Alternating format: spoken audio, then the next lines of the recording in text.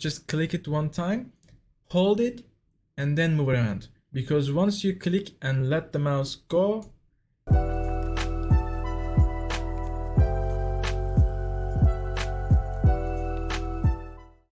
hello and welcome back to another episode. In this episode, I will quickly teach you how to add paths in OneDraft and how to edit them.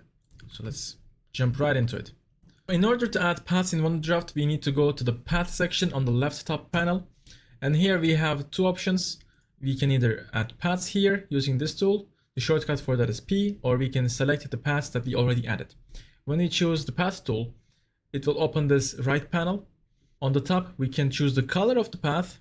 We can choose the width, roughness, and the styles. So let's demonstrate what these do. I want this color, 5 width, almost no roughness, and straight style. And I'm going to add this now, and this is how it will end up. But if I increase the roughness, it will add random curves to it, depending on how much the roughness is. If I maximize it, as you can see, the curves get more and more stronger and random. If I change the style here, now I can make the same using dots. I can also change it here. I can pick this one, anything I want. And to add it, I basically click on the left mouse button and use right mouse button to end the path. And every time we click with the left mouse button, it puts an edit point there and continues to make roads. So by clicking the left mouse button, I can pull the path as much as I want until I finish it clicking the right mouse button. Another thing that we can do while adding paths is, let's say I started to add it and I noticed that this is so thin. I can increase the width without finishing the path, just like this, by turning the mouse wheel up and down. Now I didn't finish, but it automatically makes it bigger or thinner. And let's say I finished it here. I can also choose this one, this select tool, come to it, click one time, and readjust this as much as I want.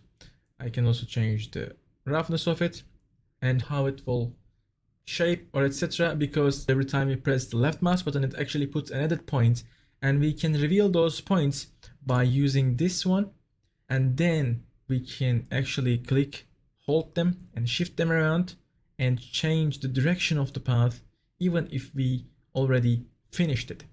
If we press on draw over symbols to the path that we have chosen, it will now, let me show you by zooming in. This is now, as you can see, on top of the tree. And I'm going to put this back, and now it will be behind that tree.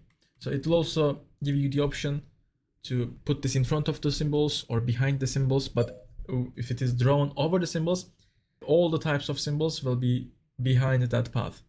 When can we use that? Is it really important? Like, for example, if you have situations like this and your path is faded under some symbols, especially like mountains, you can easily reveal it like this, because sometimes you will need to go through areas where some assets might fade your paths. So we also have that option. So now let's add quickly some paths and move on with the next step. It was so short, it was so long, so I can just pull this behind, change the direction of it. I'm reducing it down. Yes, this is better.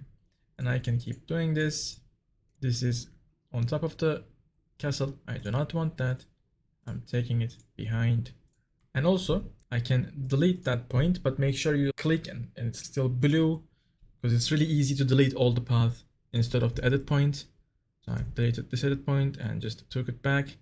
And if I want, I can also add more edit points, just like this, clicking on top of the path.